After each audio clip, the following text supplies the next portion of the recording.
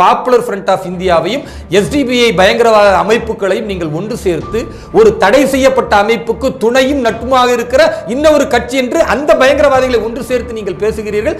யாரோடு? ராணுவத்தோடு பேசுகிறீர்கள்னா எப்படி பொறுத்துக்கிட்டு இருக்க முடியும்?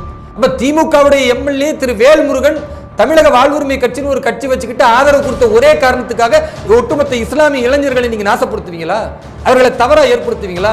நீங்க அப்படி பேசியதன் விளைவு அடுத்த 2வது நாள் பாருங்க, அமரன் திரைப்படம் நீங்க மேலப்பாளையத்தில் ஓடுது.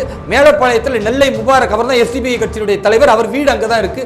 அந்த பகுதியில் உள்ள 2 பேர் போறான், ஒருத்தர் யூசுப், இன்னொருத்தர் புகாரின், 2 பேர் இளைஞர்கள். அவன் நேர போய் பெட்ரோல் குண்டு எடுத்து அடிக்கிறான். தியேட்டர் முன்னால டம்முன்னு வெடிக்குதுங்க. நான் கேட்கிறேன், இந்த பெட்ரோல் குண்டு வெடித்ததுக்கு அவனை கைது செய்றீங்கல்ல, இந்த பெட்ரோல் குண்டு வெடிப்பதற்கு துணையாக இருந்தது யார்? இந்த பெட்ரோல் குண்டு வெடிக்கிறதுக்கு அந்த இளைஞரை மூளைச்சலவை செய்தது யார்?